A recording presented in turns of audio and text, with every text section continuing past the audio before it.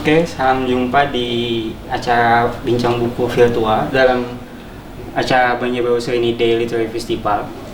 Kali ini kita bersama dengan Sandi Firly, seorang penulis dari Kalimantan Selatan, menulis novel, cerpen, dan puisi. Beberapa karyanya, cerpen masuk dalam cerpen pilihan Kompas dalam beberapa tahun terakhir. Novelnya Mai menjadi juara 1 dalam ASKS. Kali ini kita akan membahas Mai tentang bagaimana proses penulisannya, penulis kreatifnya, dan apa saja sebenarnya yang melatar belakangi penulisan Mai ini sendiri. Pertanyaan pertama, biar tidak terkesan sama dengan pertanyaan-pertanyaan lain, apa biasanya pertanyaan yang paling sering dilontarkan kepada Sandi Firly? Sering dilontarkan ketika bincang buku ya, mungkin soal proses kreatif, misalnya bagaimana awalnya saya menjadi atau menyukai menulis gitu ya. Dalam beberapa kali pertanyaan itu jawaban saya kadang-kadang berubah-ubah ya, berubah-ubah. Mungkin sekarang juga berbeda jawabannya. Jadi sejujurnya saya terhadap sastra ya, mungkin ya, saya itu terkesima ketika pertama kali mendengar syairnya Iwan Fals gitu ya. Fals lagunya, misalnya awal-awal SD itu ada album Mata Dewa judul Mata Dewa itu membuat saya kekaguman seorang anak kecil terpukau gitu yang melihat Mata Dewa itu seperti apa gitu bayangan saya waktu kecil itu kan. Nah, kemudian saya melihat lagi lagu-lagu atau mendengar lagu-lagu Iwan Fals yang lain. Dia bicara tentang misalnya judul sore di Tugu Pancoran, tentang si budak kecil penjual koran itu. Nah, syairnya kan luar biasa, misalnya anak sekecil itu berkelahi dengan waktu gitu. Nah, dalam bayangan saya itu kan anak kecil berkelahi dengan waktu kok seperti apa gitu. Jadi itulah saya kira awal-awal saya menyukai syair atau kata-kata yang membuat saya terpukau, dan saya menjadi ingin juga membuat menulis atau membuat kata-kata yang seperti itu. Tapi prosesnya kemudian panjang, dari kekaguman seorang anak kecil tadi, kemudian saya juga kebetulan suka baca sampai kemudian SMA. Nah, waktu SMA itu saya seringkali diminta teman-teman membuatkan surat cinta gitu kan, surat cinta. Walaupun sebenarnya banyak juga teman saya yang ditolak gitu. tapi aku percaya itu bukan karena isi suratnya jelek gitu, tapi teman saya yang jelek gitu. Cukup pede terhadap tulisannya. Nah, setelah itu baru kemudian waktu SMA saya sering nulis puisi, masih mungkin puisi-puisi ya, bernada protes, atau ya anak muda seusia SMA kan banyak yang ingin bebas gitu kan. Sering juga dicekal di sekolahan. Nah, sampai kemudian saya mulai menulis cerpen itu di waktu awal-awal kuliah, ketika saya banyak membaca karya-karya sastra, misalnya kayak Muhtar Lubis, terus Ahmad Tohari, M.H. Ainun Najib, Pram, dan lain-lain. Balik ke novel Mai, karena kita ingin membincangkan novel Mai. Mai ini kan sebenarnya tentang kejadian Jumat Kelabu. Ya. Pertanyaan mungkin yang di benak membaca, apakah novel Mai ini novel sejarahkah yang didasari fakta, atau memang novel fiksi yang disandarkan kepada sejarah? Ya, Mai ini kan sebenarnya novel fiksi ya, jadi murni imajinasi. Tapi saya mengambil setting peristiwa di dalam cerita ini setahun setelah kerusuhan peristiwa 23 Mei 1997 di Banjarmasin, kerusuhan politik yang sebenarnya itu peristiwa sejarah yang sangat besar sebenarnya. Karena korban yang meninggal dan hilang itu jumlahnya 300-an orang sebenarnya. Tapi fakta itu jumlah itu beberapa fakta tidak sama persis, ada yang sekian, ada yang sekian gitu. Nah, jadi setting cerita itu setahun setelah peristiwa itu. Nah, di dalam sini banyak tokoh-tokohnya itu mereka berada pada peristiwa saat itu, dan kilasan-kilasan peristiwa itu mereka mengalami peristiwa itu, kemudian berdampak pada mereka. Dari mereka ada yang kehilangan anaknya, ada yang penembak misterius di situ yang dia juga berada di saat kerusuhan segala macam. Terus ada juga perempuan yang punya istri seorang pengusaha gitu, pengusaha batubara. Dan juga ada tokoh yang unik juga, tokohnya itu adalah si Mai sendiri. Dia adalah pelayan di kedai itu, yang kedainya juga mungkin bisa dibilang cukup unik karena hanya menyiapkan menu kopi dan lempeng pisang. Kalau Banjar sangat terkenal ya. Jadi peristiwanya banyak terjadi dalam situ, tapi ada kirasan balik tentang kejadian-kejadian di kerusuhan 23 Mei. Mei ini kan karena mengangkat dengan tema sejarah tadi. Apakah ada misalnya kesusahan dalam mencari data sehingga memasukkan data yang real dalam fiksi itu mungkin jadi tantangan tersendiri bagi penulis atau? Ya, saya harus berterima kasih kepada Pak Tajudin Nurgani ya di Banjarmasin, sastrawan kita juga. Saya ketika proses menggarap ini, saya diberi satu bundel clipping koran tentang yang semuanya berisi tentang peristiwa kerusuhan itu. Jadi sandaran referensi saya banyak di koran itu, clipping koran itu, baik koran lokal di Banjarmasin maupun koran nasional seperti Jawa Pos, Kompas dan lain-lain. Oke, baik. Apa sejarah, karena mengangkat sejarah, apakah misalnya fakta-fakta sejarah di dalam novel ini cukup bisa dijadikan referensi sejarah oleh kalangan akademis kah, atau misalnya orang-orang yang mencari sumber sejarah? Oke, di dalam novel ini ada beberapa kutipan atau bagian yang itu saya ambil dari clipping di koran itu. Jadi kalaupun ada data fakta yang bisa dijadikan referensi adalah bagian-bagian ketika membicarakan peristiwa itu dengan saya mengambil beberapa referensi dari koran.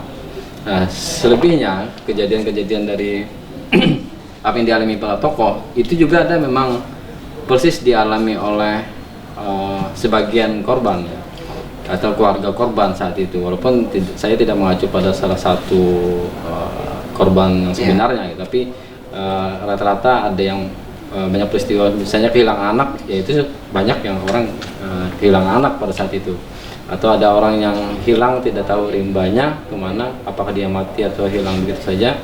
Ya sebenarnya itu kejadian yang umum di saat peristiwa itu. Saya kira itu adalah fakta yang memang benar adanya, yang juga ditulis oleh koran-koran saat itu. Berarti fakta yang tertulis di novel ini cukup bisa dijadikan referensi jika misalnya ingin mengetahui awal-awal atau kenapa misalnya Jumat Kelabu itu terjadi. Karena tuh misalnya sejarah di masa-masa sekarang oleh anak-anak muda memang agak kurang dikenal sebagai, apalagi Jumat Kelabu misalnya yang memang kurang terekspos di Kalimantan Selatan. Misalnya membaca Mai dan mengetahui sejarah Jumat Kelabu itu, berarti mereka boleh mempercayai bahwa oh ini fakta loh sebenarnya yang cuma dibalut dengan fiksi, seperti itu. Seperti saya bilang tadi ya, bahwa memang ada beberapa bagian yang fakta gitu. Ada juga yang sebenarnya kalau secara keseluruhan ya sebenarnya fiksi, karena ini novel ya kan, karya fiksi. Memang kalau orang ingin mengetahui peristiwa kerusuhan 23 Mei, bagaimana kejadian saat itu, ya ini bisa dijadikan salah satu buku referensi, walaupun tidak selengkap detail kejadiannya seperti apa. Saya hanya mengambil beberapa bagian karena kalau menuliskan secara keseluruhan ya nanti jatuhnya bisa bukan buku novel ya, bisa buku sejarah. Sementara saya tidak hendak menulis buku yang bersifat penulisan ilmiah yang itu berupa data-data fix di lapangan. Saya karena basicnya adalah penulis fiksi, novel, cerpen, ya saya membawa peristiwa itu ke dalam sebuah cerita yang dibalut fiksi gitu. Kalau dari bahasan sejarah di dalam penjurian, karena ini menjuari novel, juri mengatakan dalam pertanggungjawaban juri mengatakan bahwa ini agak mirip atau dalam penulisan lelaki yang membaca kisah cinta. Apakah itu bisa dibenarkan atau tidak? lelaki tua yang membaca kisah cinta itu kan karyanya lupa ya, Amerika Latin ya. Yang meninggal karena COVID, agak lupa namanya. Memang saya menyukai sangat menyukai novel tipis itu ya. Mungkin dalam ketika saya mengerjakan ini mungkin ada terinspirasi dari novel itu, meskipun ceritanya sangat jauh beda ya. Mungkin si pembaca atau juri yang kemudian menjadi juri ini ada beberapa bagian yang mengingatkan dia ke arah sana, tapi bukan dalam artian ada teks yang sama sebenarnya, tapi mungkin dalam hal gaya atau dalam hal bagaimana membuat sebuah dialog atau bagaimana membuat sebuah alur cerita mungkin dia terbawa ke situ. Dan kebetulan memang juri itu mungkin dia menyukai juga novel itu gitu. Jadi dia ingat betul novel itu dan juga mengingatkannya pada Mai ini kepada novel itu. Menyangkut tentang, karena suka membaca buku yang itu tadi, adakah buku-buku lain yang mempengaruhi dalam penulisan Mai, atau misalnya buku-buku yang memang menjadi bacaan wajib setiap kali menulis seorang Sandy Firly? Bacaan wajib setiap kali menulis? Ya. Saya kira setiap penulis pasti punya kesukaan pada beberapa karya yang mereka anggap itu dapat membantunya dalam berkreativitas menulis ya. Mungkin ada beberapa buku atau nama-nama penulis yang itu bisa menjadi semacam sumber inspirasinya ya. Tentu saja saya juga dari awal mulai sebagai penulis juga banyak terpengaruh oleh penulis-penulis, tapi dalam perjalanan seringkali pengaruh itu berubah gitu. Kadang-kadang saya suka dengan penulis ini, tapi kemudian beralih lagi ke penulis yang lain. Saya kira itu hal yang wajar saja, karena sebuah buku yang baik memang adalah buku yang mampu membuat seseorang menjadi lebih bisa mengembangkan dirinya, dalam artian juga memacu inspirasinya, membuat dia lebih kreativitas. Nah, justru sebuah buku itu bisa dianggap gagal dan petik ketika sebuah karya itu tidak memberikan apa-apa atau tidak memberikan pengaruh terhadap seseorang, apalagi seorang penulis ya. Seringkali seorang penulis kan ketika dia membaca buku, dia berharap mendapatkan sesuatu yang dia bisa membuat dia tergugah untuk membuat karya setelah membaca sebuah karya yang lain gitu. Pertanyaan terakhir, mungkin 2 pertanyaan terakhir.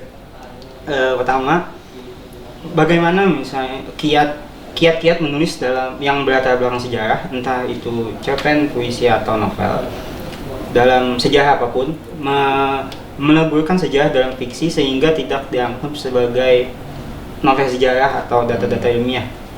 Pertanyaan kedua, ini mungkin agak kelis. Apakah ada novel terbaru yang bakal keluar dalam minggu depan atau tahun depan? Oke. Kiat-kiat dalam menulis sebuah novel agar itu tidak menjadi sebuah buku yang terkesan ilmiah, bukan sebuah novel ya, yang fiksi. Saya tidak tahu persis bagaimana kiatnya ya. Mungkin pengalaman yang paling penting itu adalah pengalaman baca kita. Ketika misalnya kita membaca sebuah buku atau novel yang dia berlatar sejarah, maka ketika membaca itu ya kita pelajari cara dia, bagaimana dia membuat sebuah novel yang bersetting sejarah atau membicarakan sebuah sejarah. Karena saya kira memang tidak ada buku secara teoritis untuk hal itu ya. Jadi saya kira semua penulis ya belajarnya seperti itu dari keberlangsungan seorang penulis itu. Dia membaca buku ini, kemudian buku dia sendiri baca orang lain, buku orang lain dia baca orang lain lagi gitu. Saya kira begitulah cara kerjanya seorang penulis itu. Dia terinspirasi dari buku ke buku, dari buku ke buku. Saya kira kerja sebuah proses penulisan saya kira memang seperti itu gitu. Nah, terus yang terakhir tadi, apakah ke depan ada karya baru gitu ya.